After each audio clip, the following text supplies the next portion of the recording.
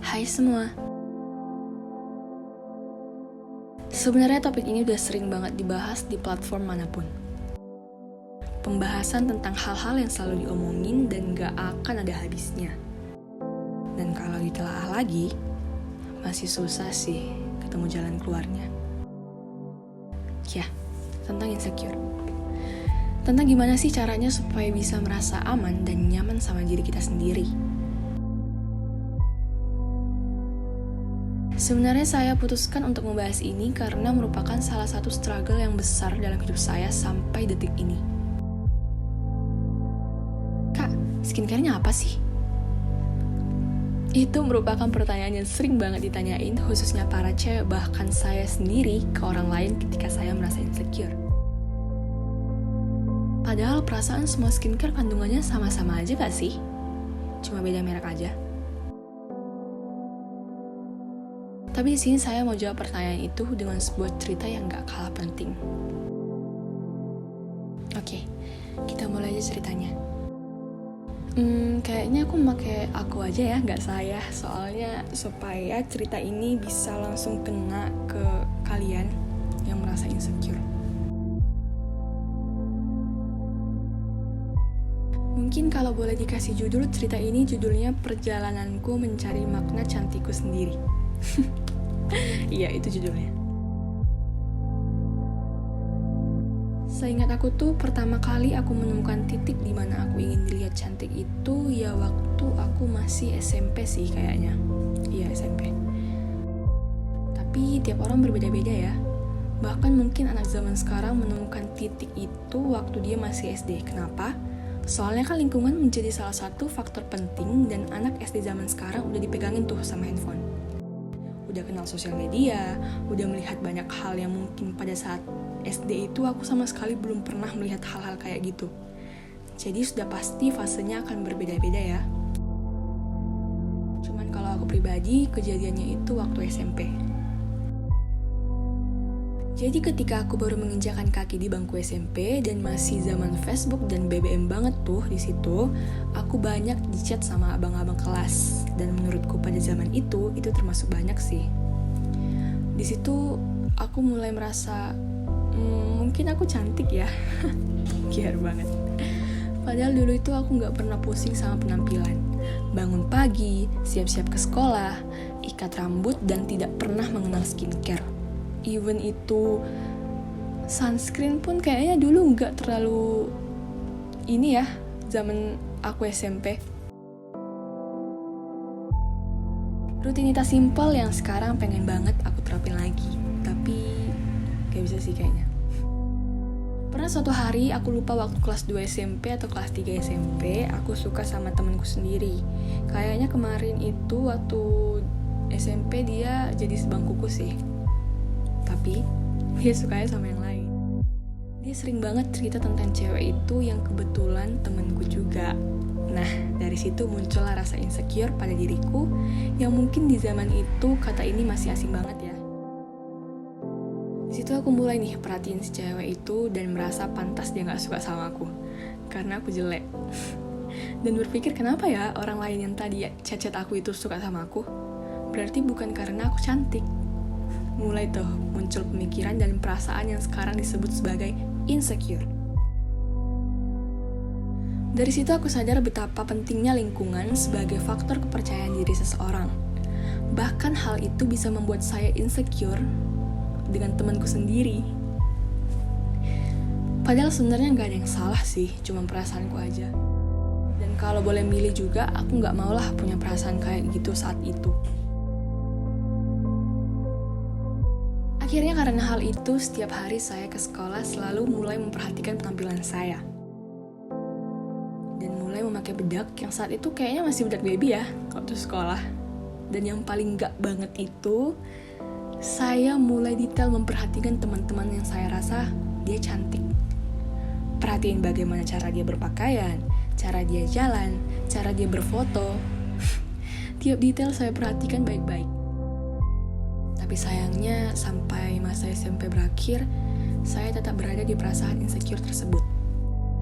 Dan mungkin menjadi lebih parah. Saya saya belum juga merasa cantik. Perjalanan itu berlanjut hingga saya SMA. Ketika saya merasa, kok diri sendiri tidak bisa cukup sama rata dengan lingkungan yang ada ya? Gak tau ya, tapi saat itu ketika ngaca dan melihat diri sendiri di cermin, saya merasa, kok gak ada yang menarik dari diri saya ya? Sama sekali gak ada, at all. Yang saya lihat setiap hari di sekolah itu, kok orang-orang bisa cantik gitu ya? Kalian tahu gak sih cewek-cewek hits di sekolah yang kita cewek aja kalau mereka lewat itu, kita nengok. Makanya dulu pernah saya berharap pengen deh suatu hari dilihat orang walaupun cuma sebentar.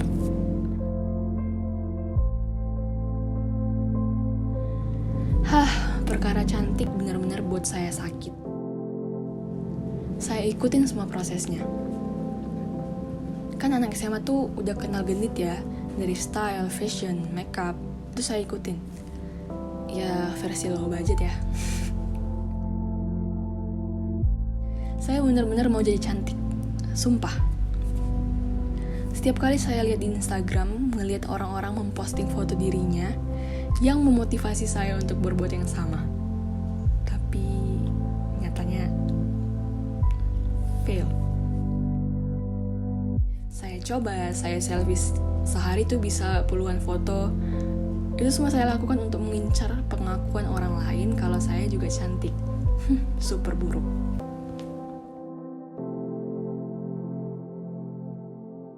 Apalagi saat itu saya pernah berpacaran dan diselingkuhin. Kocak banget ya anak SMA udah main selingkuh-selingkuh. Tapi karena itu setiap hari saya melihat secantik apa sih cewek itu, gimana sih kepribadiannya, dan hari-hari saya habiskan karena cemas akan hal seperti itu. Sejak hari itu saya berpikir dan muncul pertanyaan baru. Apakah cantik itu berarti saya tidak boleh menjadi diri saya sendiri? Apakah cantik itu hanya dimiliki orang-orang tertentu? Tidak. Saya tidak juga dapat jawaban saat itu. Sampai ketika saya lulus SMA pun, saya belum dapat jawaban itu. Pernah saya berpikir dan teringat seorang teman saya yang berkata saat kami sedang bermain Truth or Dare saat itu, dia bilang gini nih, aku gak nyangka loh orang cantik bisa berteman sama aku. Tak peduli itu sekedar gurauan atau mungkin dia tak tahu mau bilang apa waktu dikasih truth, tapi hal itu membuat saya berpikir, mungkin dengan apa adanya saya sekarang sudah cukup kali ya. Ternyata masih ada beberapa orang yang bisa menerima saya dengan apa adanya saya. Ternyata sebenarnya insecure itu tak ada matinya. Dan saya pelan-pelan mencoba untuk percaya diri dan makin percaya bahwa lingkungan itu sebenarnya sangat mempengaruhi diri kita, terutama circle. Untuk diri sendiri itu kita gak pernah cukup, padahal orang lain fine-fine aja dan gak peduli tuh sama kita. Tapi kita sendiri yang buat hidup kita tuh ribet sendiri. Kayak ketika nih semua udah baik-baik aja, tapi ketika lihat postingan orang lain, minder lagi, frustasi lagi. Kok saya gak bisa ya kayak dia? Kok orang lain dapat komen positif terus ya?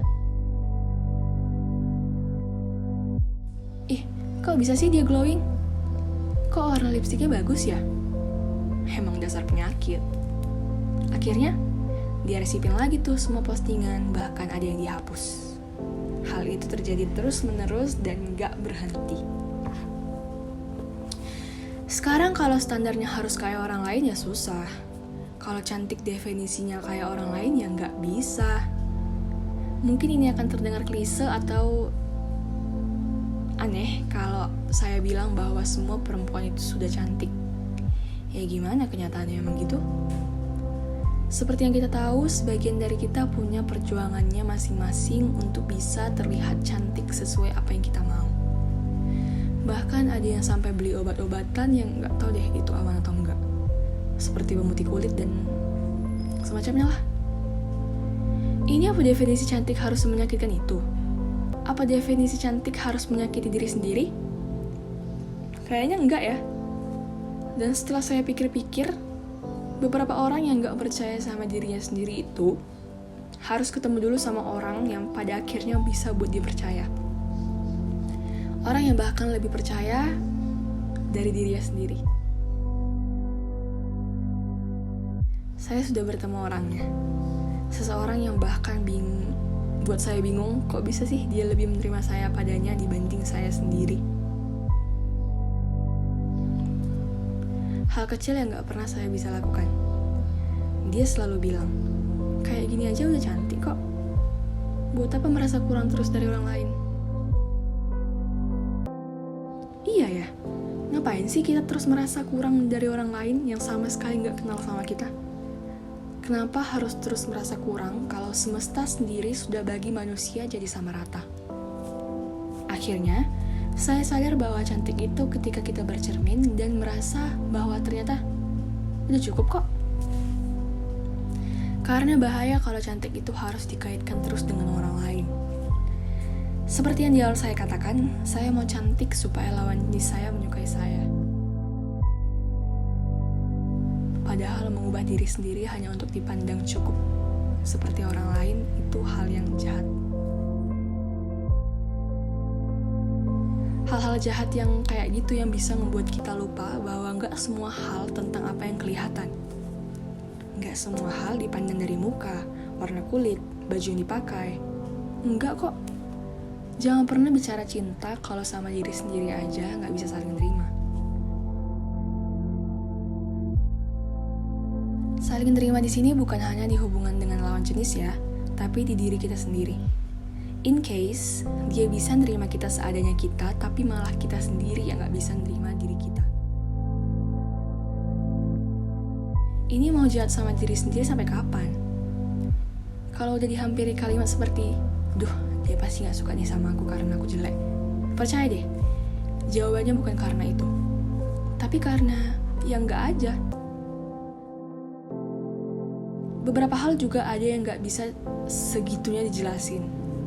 Kalau perkara kayak gitu kan kita tahu kalau semua yang berhubungan gak harus jadi saling. Itu tuh di luar kendali kita. Lagian definisi kecantikan diciptakan untuk makna yang luas. Sekarang kamu lihat dia, ih cantik banget. Padahal kamu tahu gak, dia lihat kamu tuh juga kayak, ih kok bisa ya cantik kayak gitu.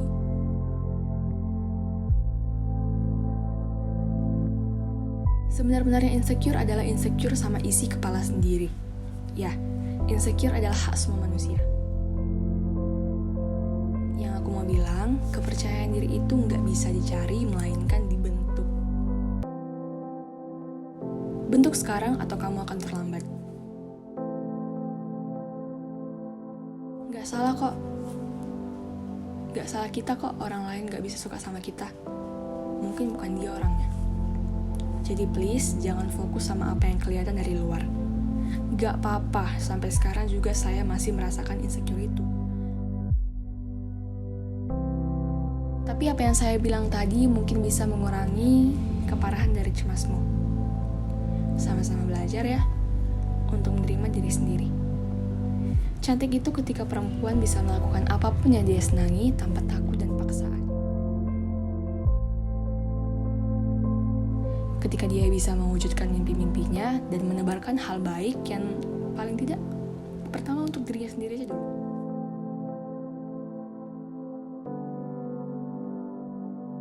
Kita nggak akan bisa menyenangkan semua orang, jadi bahagiain dulu diri sendiri. Entah apa yang lebih cantik dari itu, satu-satunya yang kita punya pada akhirnya adalah diri kita sendiri. Dijaga ya. Pokoknya jangan sampai waktu kalian terbuang untuk si insecure ini. Jangan sampai si insecure ini menghambat kalian untuk melakukan apapun yang kalian senangi dan sukai. Terima kasih ya udah mendengar podcast ini. Kalau kalian perlu tahu, podcast ini aku buat sebagai laporan untuk tugas mata kuliah aku, yaitu jurnalistik media siar. Dan sebenarnya disuruh 15 menit, aku juga bingung banget apakah ini bisa sampai 15 menit. Bye-bye, sampai jumpa.